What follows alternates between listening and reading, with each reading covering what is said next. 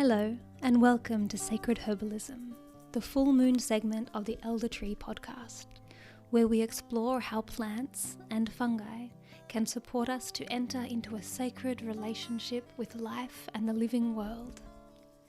I'm your host, Stephanie Hazel, herbalist, anthropologist, and a deep lover of this wild world. Let's walk into the moonlit forest together, into a world of magic, mysticism, psychedelic teachers, and, of course, the plants themselves. Are you ready? This full moon, I interview Jacqui Bushell, and the metaphor of the dark forest is particularly apt this month, as just last week I participated in an online class she ran called A Journey into a Dark Wood, where she explored the importance of myth and the inner mythic landscape in culture, history, and psychology. In this class, she made some delicious invitations to engage with the dark forest within, that is a metaphor for transformation, danger, and mystery in so many stories and myths. Jacqui Bushell is a mythologist. She's been dancing with the mythic imagination for much of her life, starting with the surprising wisdom that can be held in fairy tales. She's also a spiritual herbalist and works closely with flower and plant essences to support transformation in her clients.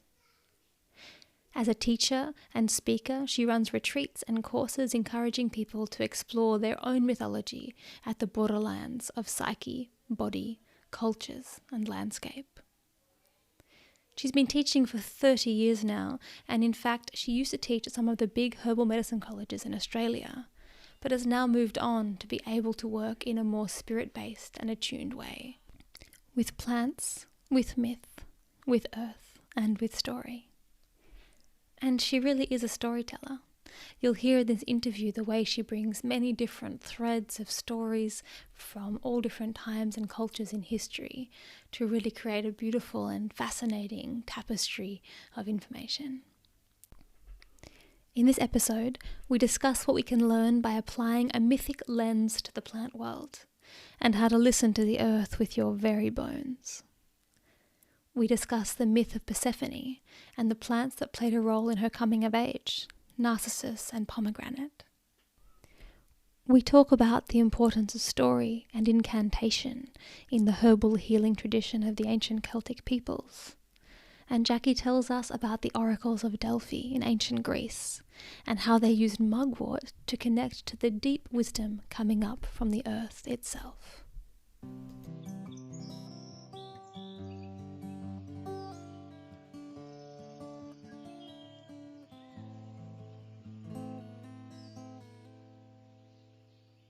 Welcome to this podcast, Jacqui. It's such a pleasure to have you. Thank you for the invitation, Stephanie. It's a delight to be here. You're most welcome. So I'd like to start with the first question that I always start with, which is, please tell me a story about a time in your life when you began to experience plants as sacred. Oh, that is just such a gorgeous question. To experience plants as sacred, I mean, that in itself is very rich. What does it actually mean for a plant to be considered sacred as opposed to just alive, opposed to being a friend like the peppercorn tree that I had, who was my best friend as a very nerdy child? I realized the impact that we have on plants actually quite a few decades ago, when my first year of teaching essences at Nature Care, and I'd been a herbalist for maybe a decade, and I'd been making essences for a long time as a practice of deeply connecting in with different herbs, with different flowers, or with rocks, and having a sense of them. And I didn't realize the benefit or the level of reciprocity or engagement that actually happened from nature towards me as the essence maker as well. There'd been lots of wonderful stories, but I didn't realize until I had a woman in my class who was desperate to make an essence. They all had to make an essence of a flower as part of their assignment.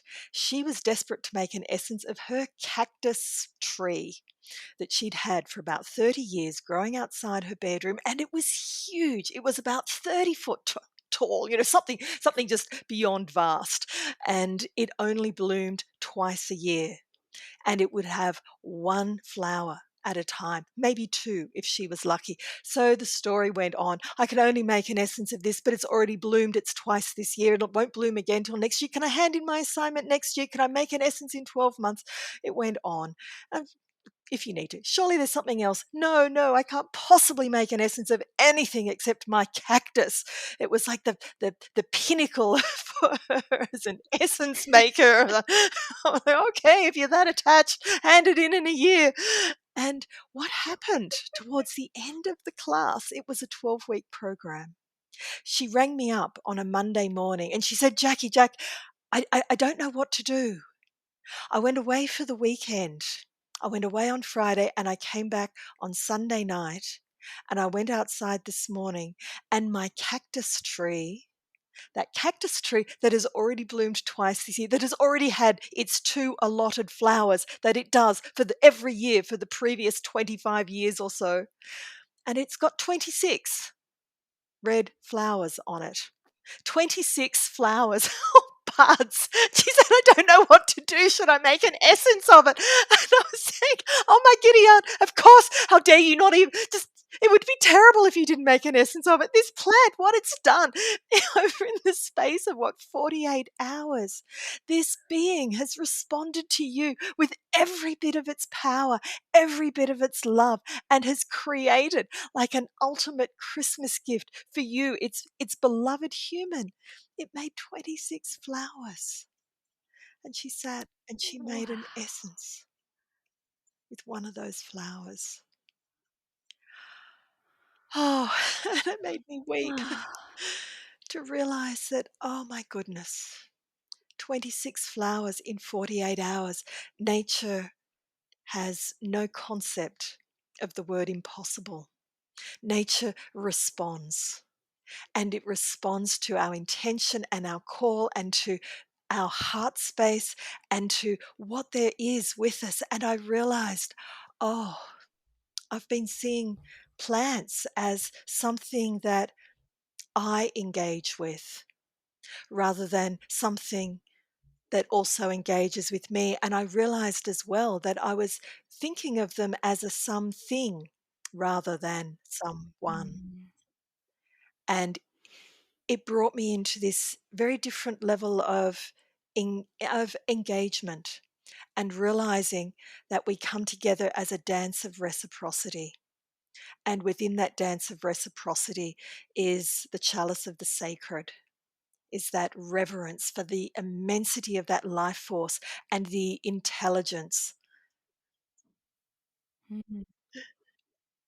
I just got goosebumps from that story. I have to say, like, just yeah, the beautiful act of love and an awareness that that shows from that plant, you know, that cactus tree, somehow feeling her desperation for it to flower, Yes. and then flowering so prolifically is an incredible, yeah, an incredible gift, you know. And I think, as you were saying, when we for there to be reciprocity, we have to feel and know that the plants are actually have intention and agency. Otherwise, if they're just things that are doing their thing and blooming regardless of whatever, according to some biomechanical clockwork that's happening inside them, then it justifies us relating to them in a way of just taking what's Yes. there rather than receiving a gift of intention from Yes. that It plant. means we're looking at the medicine of the plant rather than the whole plant, where we're not seeing the pattern of its being and its relationships, and we're not in that way we're not entering into conversation, which means that we're not also listening for their response. We're not Mm. allowing the pause that comes with communion. Definitely, we talk a lot about like listening to plants and being in conversation with plants in this kind of space. And I'm really curious what that means for you. how do we listen to a plant? I believe that our notion of listening is really small because we tend to have this idea that we listen with our ears. And as a small digression, I did a very intense 2-year neurological reprogramming training. And because I have an audiospatial um, brain glitch and I literally don't see things. I will miss stuff that's really obvious. And I've learnt that I can't trust my perception.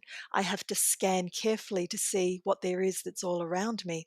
So I've realized and I've grown up with a sense of what I hear and what I see might be not what other people are hearing and seeing. So I've learnt to always double or triple check what I see and hear. And I realized that through that neurological retraining to balance that, that we also hear through our bones. And I spent 2 years doing bone listening or sharpening the way bones respond to frequency resonance and to be able to bring in a greater balance of what I'm hearing and also that ties in with what I'm seeing. And it taught me so much around how we listen with our whole body, that we listen with our bones, and that our bones hold memory and sound and knowing in a different way from my ears. And when I listen with my blood or my skin, because they're breathing in their own way, then I get different information. And my mood, my emotional state affects what I'm perceiving and hearing as well. So if I'm listening with a plant, then I'll go out at different times because where I'm at in myself will create filters. And one of the things I realized really early on as well that didn't make sense to me is that most people that I was seeing around me or that I see on the media is that most people believe what it is that they see or what they hear, which has been totally turned on its head in COVID when we Mm, realize we can't believe what we see and yes. what we hear, that everything is up for manipulation. And I realize that when we believe what we hear and see, then they become our truth. And they're not, they're just stories. They're just filtered stories. So Mm, coming back to your fabulous question, it's a whole body listening through psyche and through intuition and through our senses. Nature communicates through emotion and through smell and touch and mm, skin and the porosity of skin and of our field and bringing us into, I think it's the Basque people talk about 137 senses that they can easily name. And it's about awakening those senses. amazing. 137. I haven't managed to work out Yes. what they are Yeah. yet. I sort of get Oh, I need that list of them to start working with sort that. of, That's yeah, amazing. Yeah, I love that sense of whole body listening is really interesting to me, and I think that what a gift that your brain glitch has given you, because if you're kind of neurotypical in that way, we are just kind of brought up thinking that what we see as seeing and listening are passive acts, and the truth just arrives inside our head via our yes, senses, and we know that's not true. So much neuroscience shows we're so selective with what we see, what we listen, how we interpret things. As an anthropology background that I have, that I really learned to see the cultural lens that I was looking through, and how that actually changed what I was seeing and perceiving and what I was hearing. So I feel like this is actually an amazing gift that you've been given here, to know so deeply that what you hear and see is not everything that yes. is there. Perception is, like you were just saying, it's culturally based. We're taught to see in particular ways. I think as humans, we're steeped in symbol and metaphor, which is why when we speak in story or have stories find us, it immediately taps into that uh, non-linear, wildly spiraling creative part of our brain that taps us straight into the mythic imagination, which Mm. taps us straight into the wild. And I really believe, which is why I work with myth and story so much, is Mm. that touching them, we can access a doorway. We can cross a threshold into a different level of union, a different way of perceiving and interacting than when we're doing it on in a linear way. So, Mm. for example, I have so many students who are learning herbs or who have recently graduated, and they say, "Well, I've learnt 15 different herbs that are really good for coughs, for expectorating. But how do you know which one to give? Or if I want to help someone get to sleep, do I give valerian or passion flower? Because they all are really good nervines." And Mm. it's like you don't know the story of the herb, you don't know the feel of it, Mm-hmm. and we know from learning herbalism that you get a list of actions and indications, which could be Yeah. anything from cures the sting of vipers through to nervine. And how, Mm-hmm. and I stopped teaching herbs in the big colleges when I was told that it was illegal for me to bring herbs in for the students to taste. They couldn't taste the herbs I'm because sorry. of I'm the sorry. danger of it. That's just It's like, ridiculous. how can you learn Yeah. herbs Talk without tasting them? talk about a Oh, disembodied kind of disconnected learning experience. yes. How can you know the herb unless you can feel it in your body, unless you've uh, have investigated, even if you can't grow it or see it where it's growing, to see 100 pictures or to listen to stories about it Mm. or to taste it and to feel how it touches you. Is it warming? Is it stimulating? Does it give you dreams? Does it heat up your belly?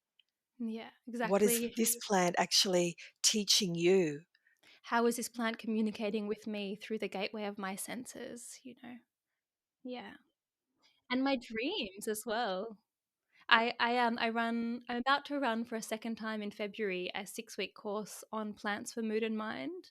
I ran it Mm, for the first time earlier this year, and mental health such a challenge for many people in this time. And as a herbalist, I know there are so many plants that I just rely on as my friends to support me to moderate my mood in different ways.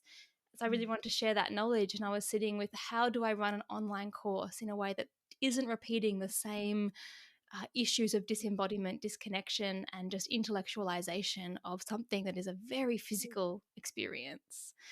And yes. so I ran it in a way where every week we did one plant per week. And, Mm, and people got a little package with all these bottles of herbs, and they just had number 1, 2, 3, 4, and 5 on them. And the first week, everyone was taking plant 1 for the week and just keeping a diary. How were they feeling? What was different? What were they noticing? What were they dreaming about? How were they sleeping? And then at the beginning of the class, I'd start with a big whiteboard on my Zoom screen and mhm, just write down everyone's observations.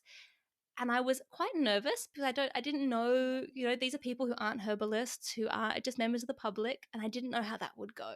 And every week, without fail, without anyone knowing what that plant was, the key themes of that plant's use, the history, the traditional use, the energetics were coming out so clearly. And people were having like, oh, I've been dreaming about water this week. And I'm like, oh, me too. mhm. And then it's amazing because after that journey, people were able to identify in an embodied way which plants were actually their allies. It's like, Yes. wow, I always read about that plant and thought it wasn't for me, but actually it just felt so good that Uh-huh. I'm definitely going to use that plant. Yeah, it was such a beautifully rewarding experience to Ah, yes. support people to also trust their own ability to communicate with plants in that way. You know. Yes. What an amazing teaching that you were inviting them to listen to themselves and to listen to what was Mm. arising between them and the plant, and that they Mm. could then have the feedback and the confirmation from all the others. I think that's just the greatest gift, and something that I really feel that part of our disconnection from nature is that we're not present to ourselves, and we're Mm. not taught to listen and to be tolerant and gracious with our own emotional ups and downs, our own internal cycles, and to stay present in here. And if we can't do this, then how can we have rich and deep conversations with other than human realms, or Mm. relate with the with nature? That's a really good question. And we're so disconnected from our own bodies that our body is part of nature. In fact, our body is our gateway into nature. And so if we're not present to the gateway, how do you walk through it? Or, yeah, I think that's a really beautiful image. Thank you for that. Actually, it was interesting. What's also just coming to mind as well is in the Celtic cosmology, uh, in the giving of a herb, then it would always be given with a charm or an incantation or a ritual, because the herb wouldn't work Mm. if it was just given in the 3D, here, take this 3 times a day. There had to be engagement from the person, and the person would have to sing that song of the Mm. plant, or rub it 3 times and shine it in the moon, or whatever it might be, or to use particular language, because the Celts believed that poetry was the gateway to the gods, that poetry was so Mm. powerful, the words that you use can shape the world.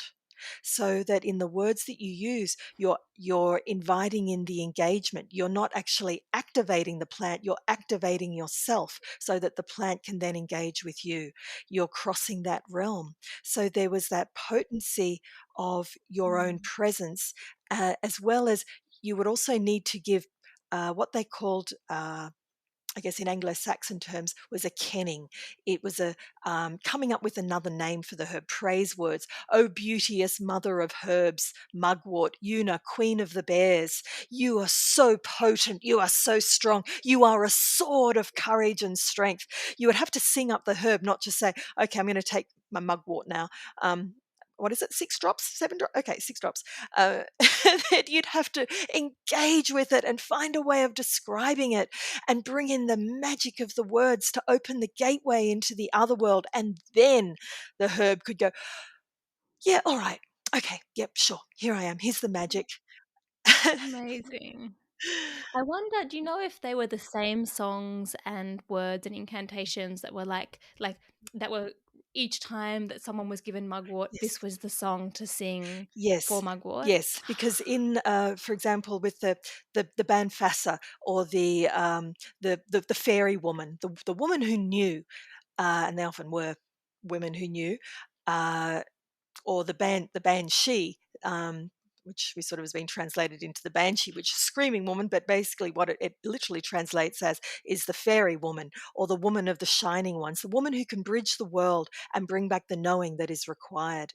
And there might be something very particular for you to say or do in order to activate that combination of herbs for you. But for a particular herb, you would have a particular cunning woman. So you would have a family heritage of, we hold the charm and the song that the fairy realm, the shining ones have given us for this particular liver herb remedy. And another family would have the remedies for sleep or baby making. So you would go to the cunning woman who held that law. That was her business, and the fairy spoke with her. The banshee down the road wouldn't be able to get that same knowledge, or if she tried to nick it, she wouldn't have the key to open the gateway properly with that particular plant. And it was very specific. So actually, it was interesting. I was visiting a few years ago a friend of mine, Isabel, Is Gilliman, who's a wonderful sounding woman, and she's got an incredible garden. And we were talking right next to one of her huge foxglove flowers. And we're chatting away and weeding, and she starts singing. And I'm listening to this song she's singing. And there's foxglove. It was about 5 foot tall, and those great bells of flowers. And she was singing the song of foxglove. It was so clear. I could hear the foxglove in the song. And I said, "You're singing it." And she says, "Oh, yes." She's French. "Oh, yes, that is the song of foxglove." And it was like, yes, of course it is. Wow. If I ever heard that song anywhere, I would know it was foxglove. And where did she learn that song? She just sang it because that was the song that the plant was singing as she was standing Mm, next to it. The song of its beautiful. pattern of consciousness into the world. And other people might Yeah. paint that pattern of consciousness. And I listen Mm, to it amplified in bowls of water and make an essence. Or for you, it mm, might be a feeling state. or a color or a smell or a sound. And for her, because she's so musical, it was a song. The many facets of listening, huh? Yes. Yeah, beautiful. Oh, I'm really moved by that, by the story of the Celtic, cunning banshees and all of the different laws and stories and songs they have for those plants. And it really makes me feel the great loss of dislocation and displacement as a white European person living in Australia.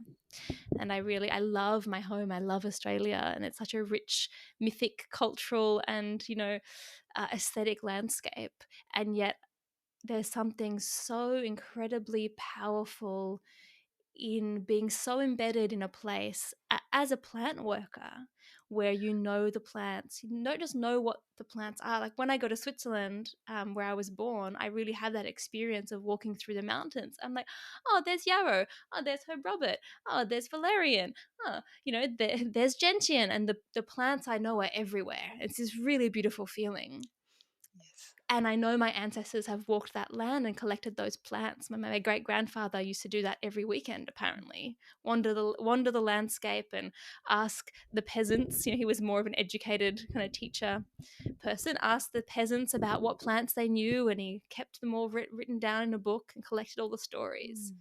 But still, what you're talking about there in an older era of this, not just recognizing the plants, knowing their Latin name and what they can be used for biochemically, but really knowing them to the point where you know the special song that they sing, you know the incantation that they need, you know, like the myths and stories that really speak to the unconscious around how those plants work and what transformative journey they're doing.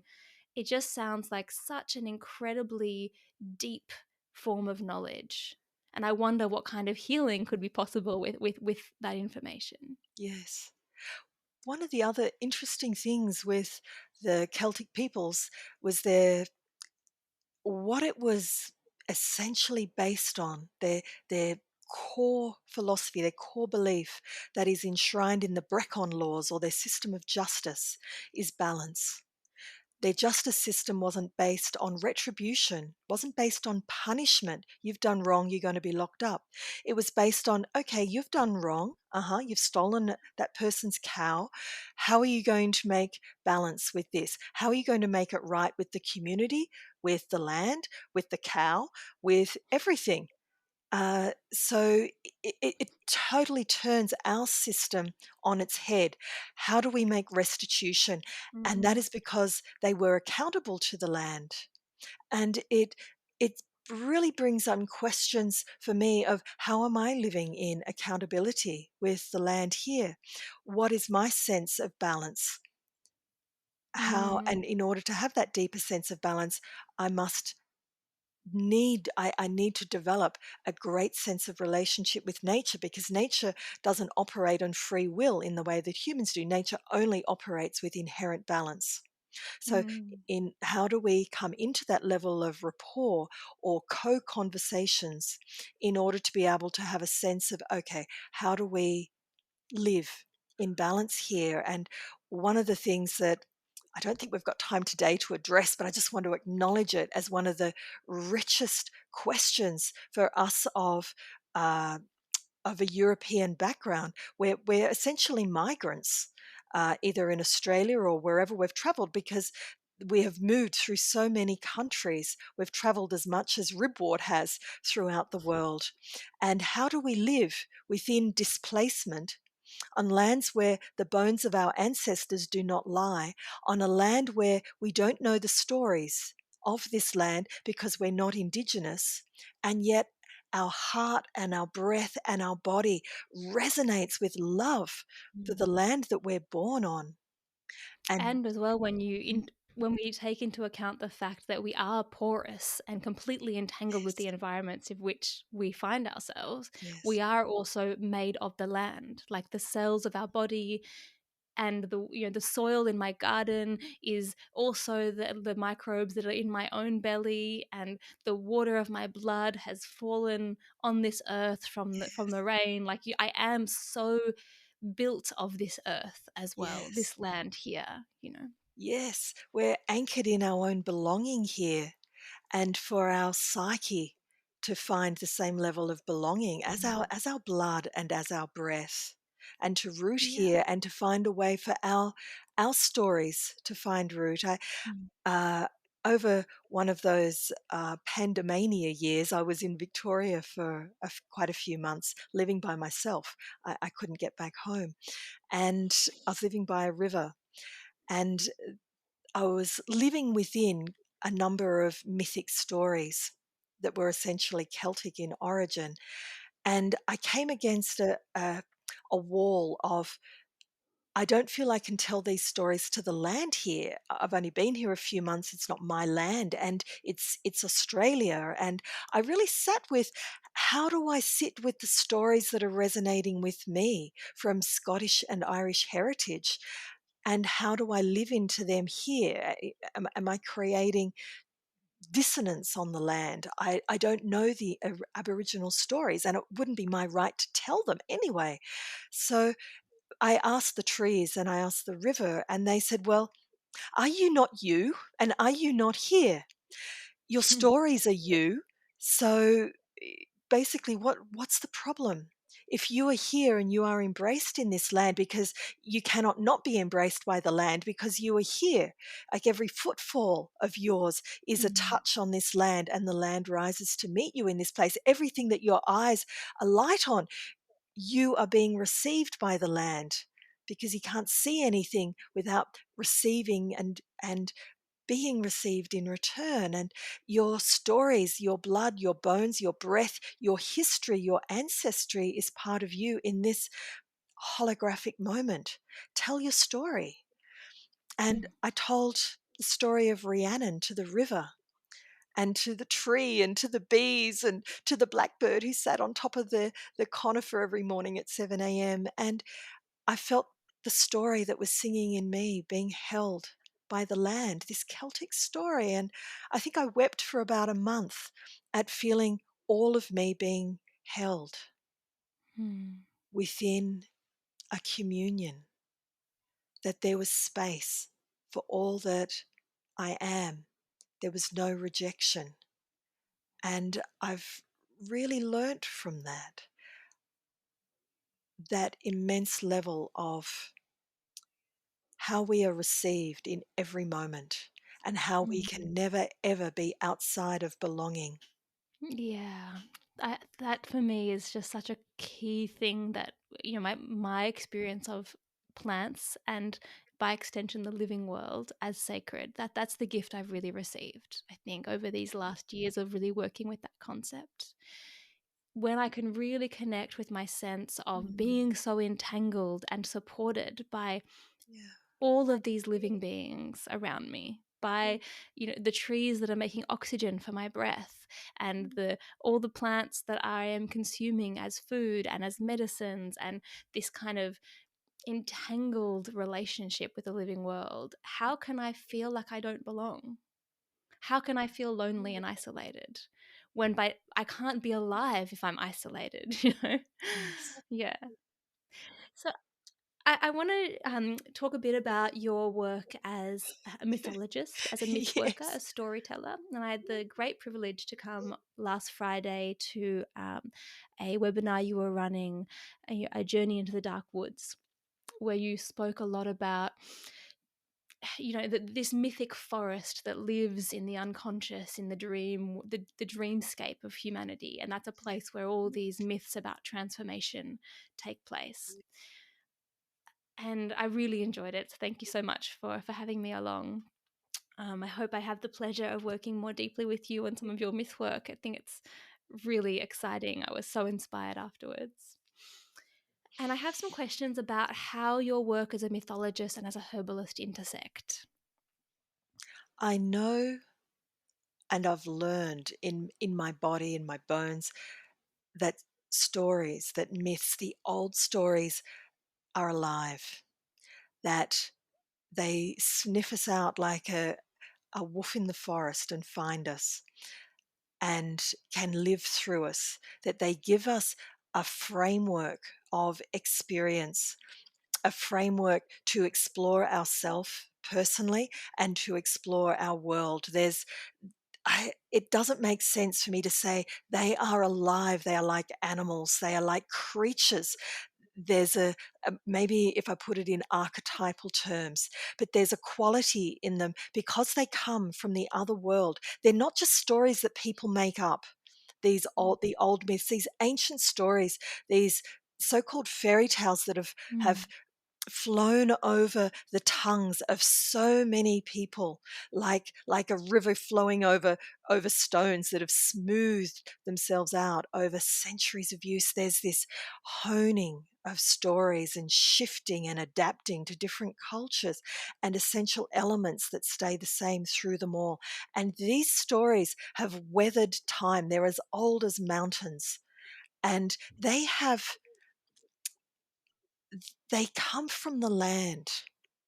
They come. I I believe that rocks and plants and great trees and birds and the winds hold stories. They hold metaphors, and they hold that which they are, the power of that which they are. And one way for us to understand what it is they are in the world is through metaphor, is through story, through myth.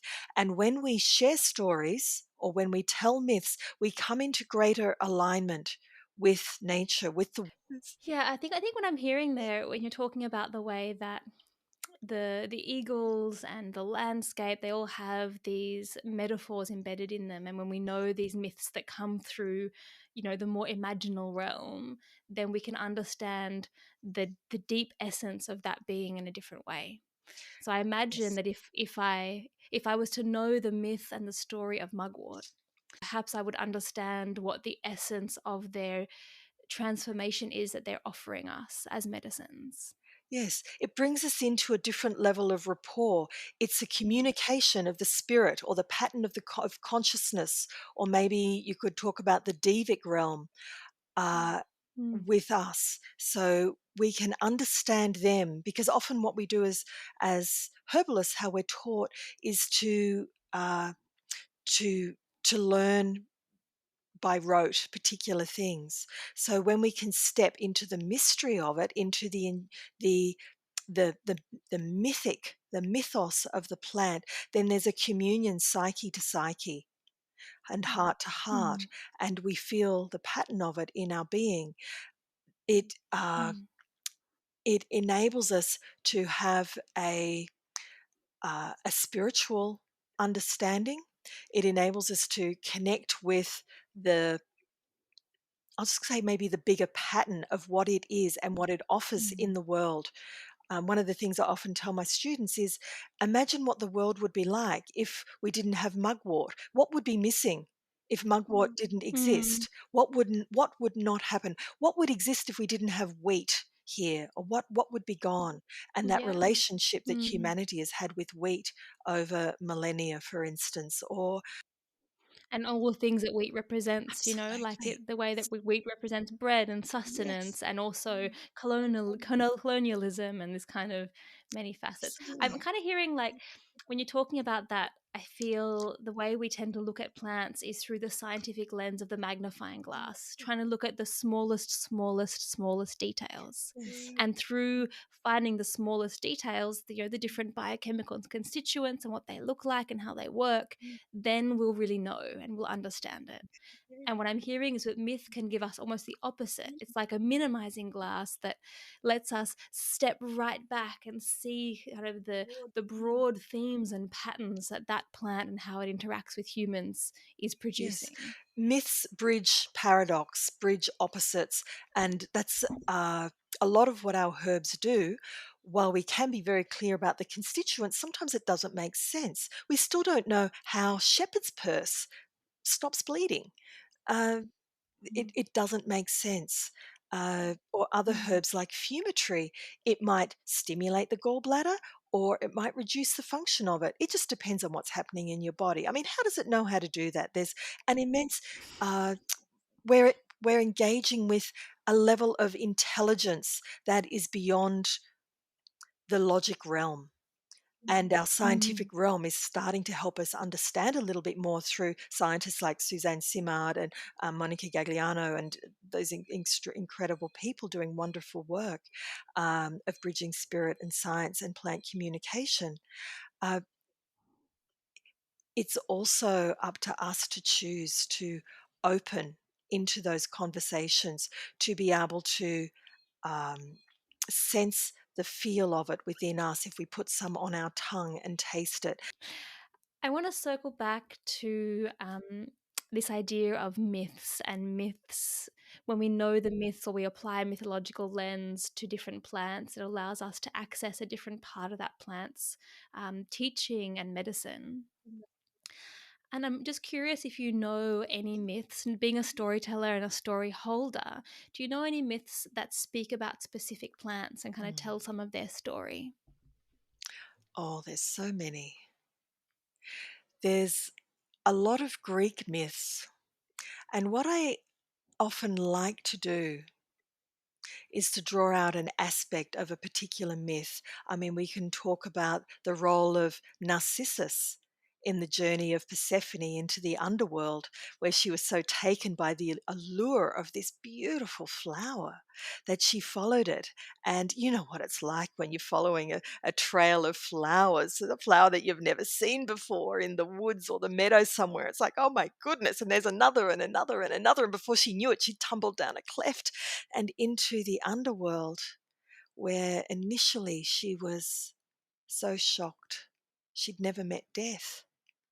She had never met darkness, the like of which was impossible to imagine. She'd never met the river of suffering before. And how is this maiden who was dancing with flowers, who just followed this pretty little thing, how is she to make sense of all of that? And she stayed down there, initially just horrified and so overwhelmed. Can you imagine this empathic young woman just overloaded by suffering? And so her aunt Hecate taught her and taught her how to row across the river of suffering. And she was so moved by compassion Mm. that she found the strength in herself to be able to stay present and offer solace to all of the dead, and to offer them the gift of regeneration and resurrection, and to find new ways of being. So much so that one of my favorite parts of the Persephone myth is, and this is an old version because the Greeks changed things so much. I often like to track, maybe like you as an anthropologist, you track the stories throughout the ages. And because each myth is taken by a culture and shaped to reinforce the status quo or else to create revolution in some way. And Persephone, what she did was that Mm. she made the choice to, when her mother said, if you really loved me as I love you, beloved daughter, you would come back up here. You would be with me. You have to come. You have to come now.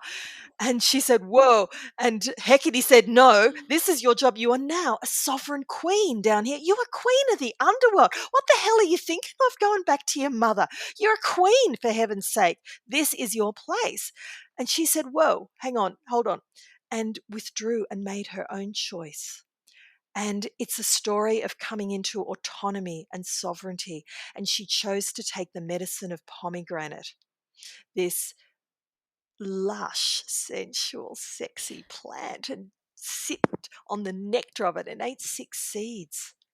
And I'm just imagining what that must have felt like. So that she made the choice of resurrection, life up here, and full playfulness and dancing, and life here, sovereign queen.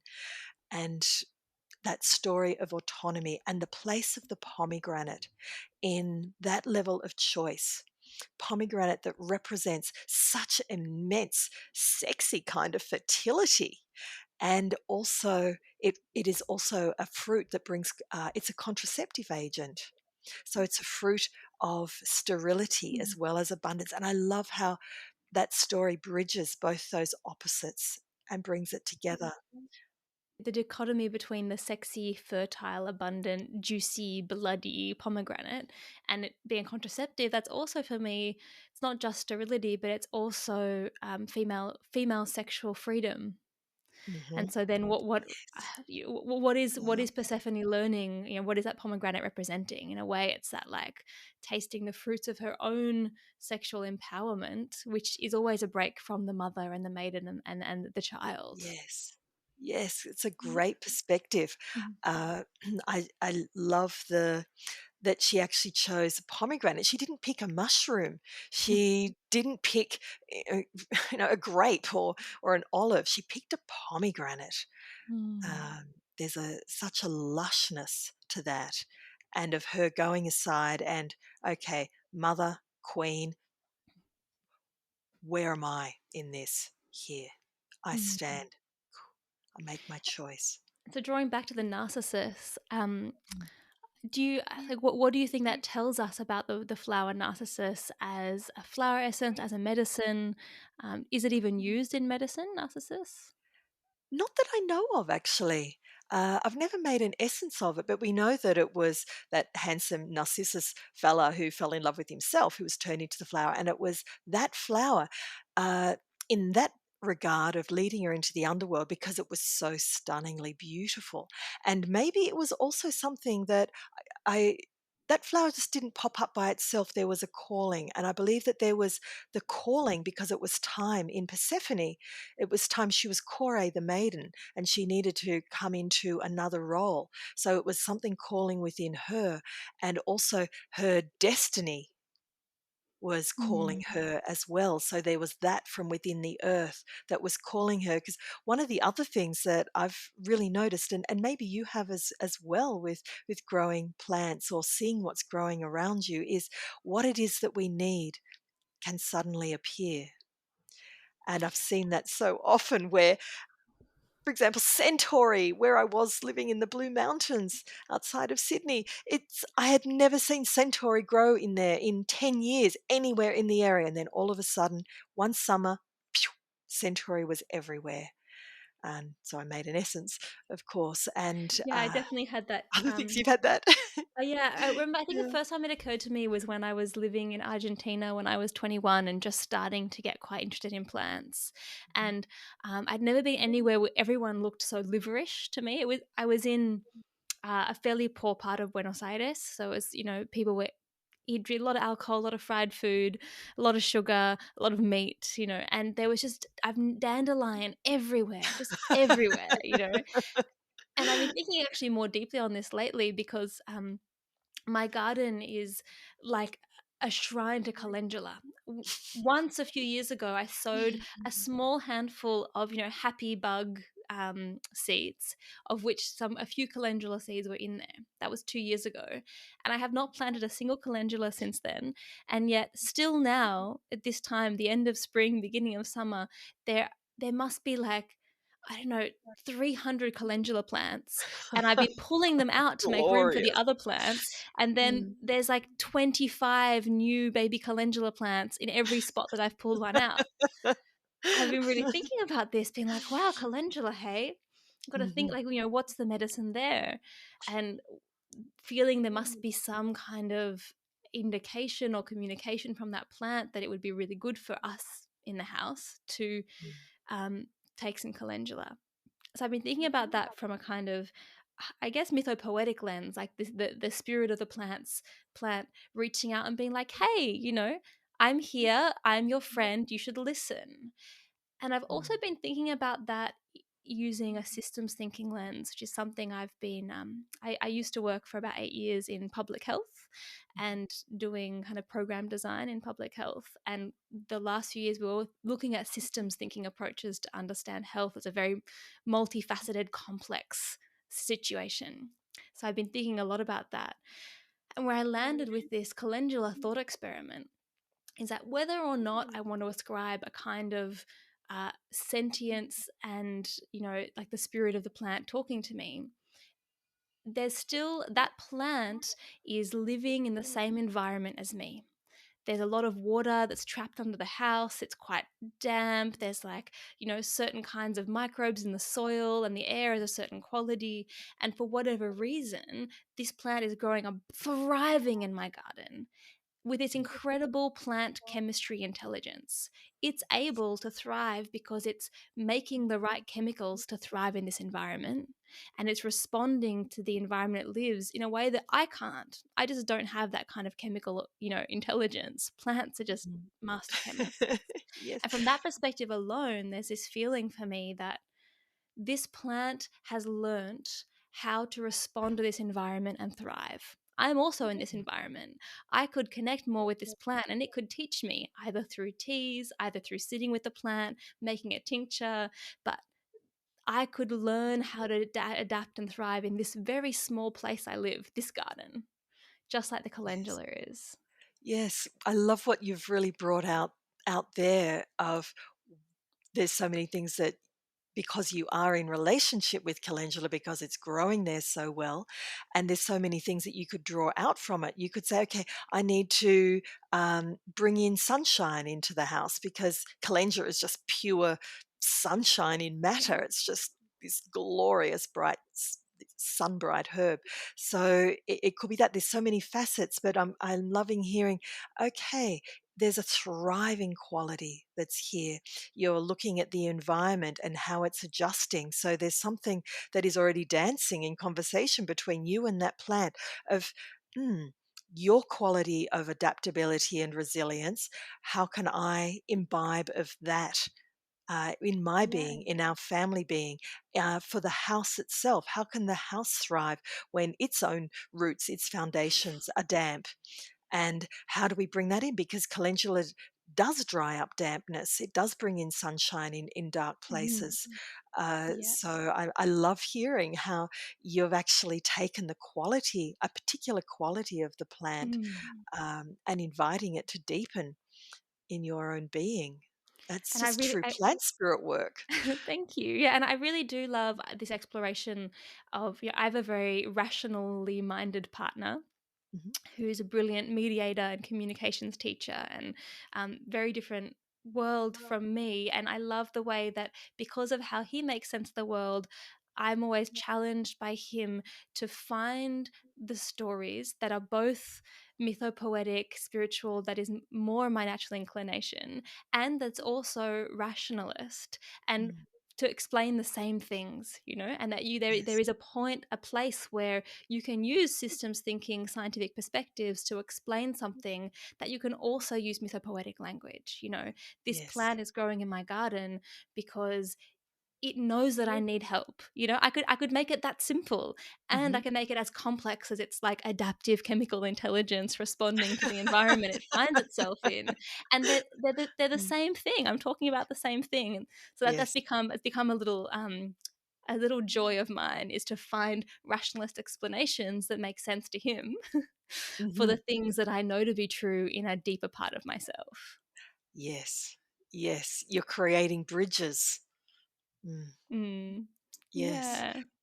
And isn't that just the key to what is so needed now? How to find a language to communicate that level of conversation or relationship in a way that it can be heard by another person and make sense to them, to their perception, Mm. and therefore extend their world in some way or bring them into relationship, bring your darling into relationship with calendula.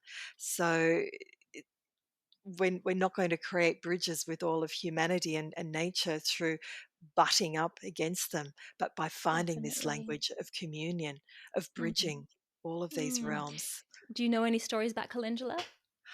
Oh, calendula. I'm really getting you to rifle through the annals of your prodigious plant knowledge. Oh, you know, actually, I can't think of a particular calendula story. I just have this, I just adore calendula. It's just one of my you know how there's some best friends in herbs that you have, Hmm. and I just smile because calendula is like one of those friends where you don't need to say anything to each other, and you might not have seen each other for years, but you can just sit down together and you just love each other because calendula. Oh, one of the things that we do, slight digression, with stories is that when we look for stories in the landscape, it brings us into a deeper level of listening so that we notice things more. And when we try and find language for it, it means that we're actually doing a deep level of reflection and acknowledgement. So creating stories and telling stories is so much about dropping into the environment and allowing the the landscape to drop into and be embodied within you as well. I think it's stories are really important on that Mm. level as well to generate the engagement.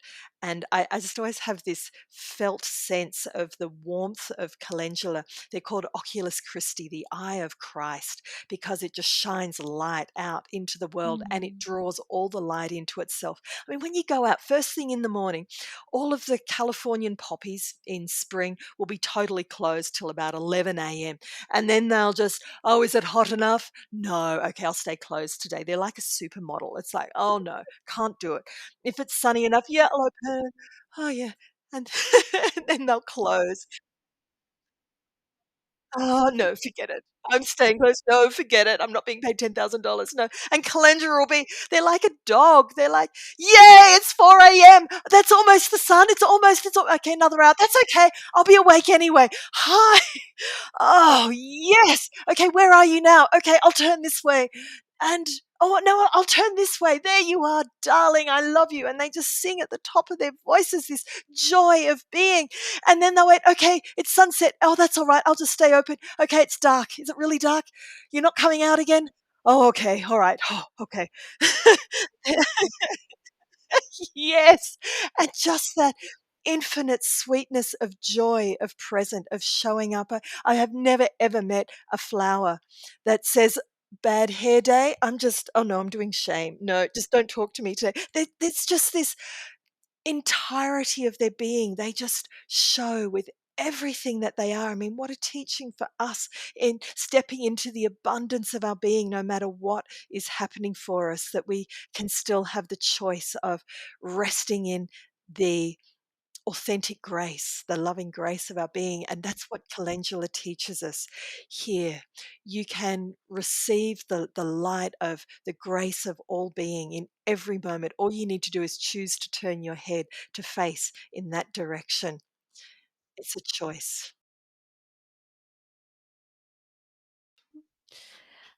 I'm curious if there's a particular plant at the moment that, or, it could be right now or throughout your life, a plant you feel really connected to, and maybe a story you could tell me about that plant. Oh, Mugwort has burst into my life over the last year. It has come in and it has claimed me. I wasn't looking for it. I wasn't expecting it at all. And it suddenly arrived. And has become one of my key plant teachers. I've been sitting with it, drinking it. I've been prompted, shoved really, into running mugwort initiation circles with groups. I just did another one a couple of days ago of taking women into the dreaming that is offered through mugwort because it does activate dreaming so much. And its stories all relate to, well, it's called the mother of herbs, or Una, or the great bear, because bears hibernate. And in their hibernation, they're like Sleeping Beauty. They're dreaming really deeply. And in that dreaming place, we can access any realm. We can access ancestors. We can access star beings.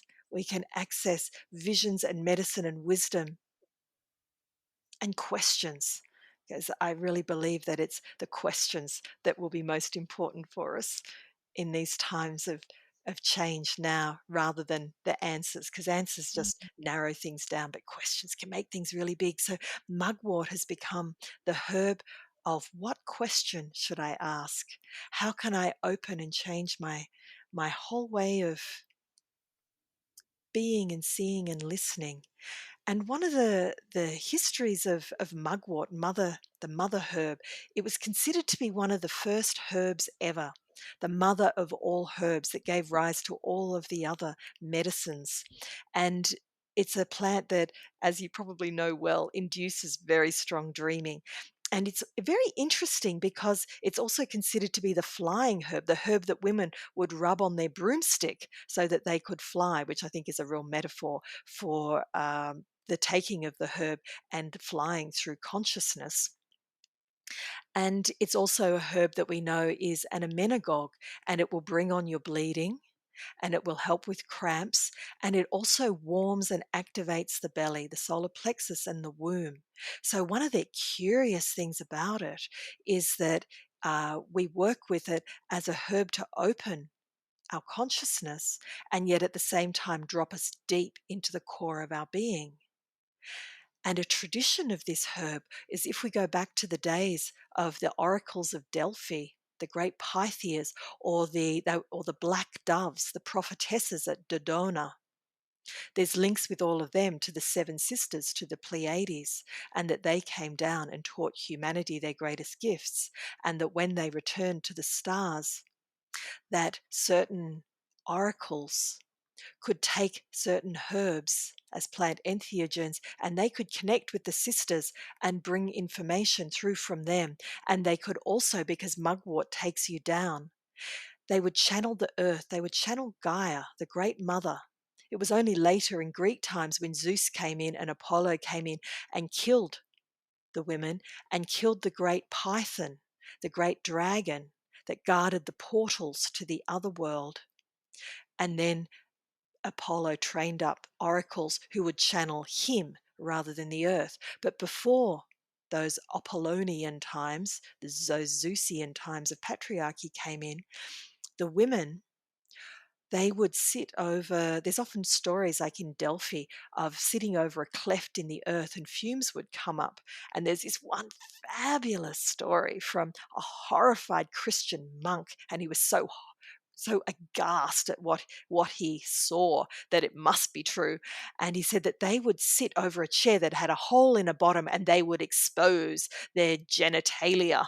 And it was like a yoni steam that would come up, thinking, wow, what a great story. So they would sit there and this steam, this sulfurous steam would rise up, and herbs over charcoal of mugwort, the Mm. dreaming herb, up through their body, warming their womb, which then warms and softens and opens their heart, which then warms and opens their tongue. And then with their Mm. skills, they would bring in the wisdom of the earth and speak it. So there's that root of them connecting with the dragon of the earth and connecting with that wisdom Mm. and speaking truth. And they were known to be so accurate that the word of a priestess of Delphi was absolute law. They never ever lied or deceived. They only could speak truth. And Mm. theirs was law above an emperor because of that accuracy of their being. So I think of those women, sitting there, Steaming. in the fullness of themselves, listening to the songs of the earth, Mm. mediated by this rich herb, which I happen to have some here, of course, of mugwort. Mm. Thank you for that. That was transporting. And Mugwort has been one of my close herbal friends for a long Yeah, me time. And too. I Oh, think that's a really beautiful place for us to, start ending our journey here today. It's such a beautiful example of how myth and story and history just enriches our understanding of a plant. I don't think anyone who heard that story will forget that about Mugwort. So thank you. it's been such a pleasure to connect with you and to share this conversation. Thank you and dream well. And Thank you. And for everyone, just enjoy listening to the stories of the land and telling your stories to the land.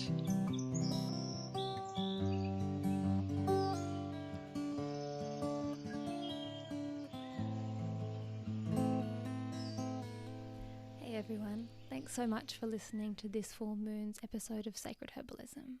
I just loved how rich and descriptive all those stories were.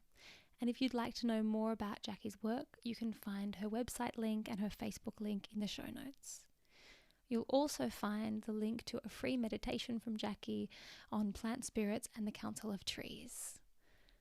If you're interested in checking out my online course coming up in February, an embodied learning journey all about plants for mood and mind, then there's a link to the Humanities event page in the show notes as well. That's us for this moon cycle.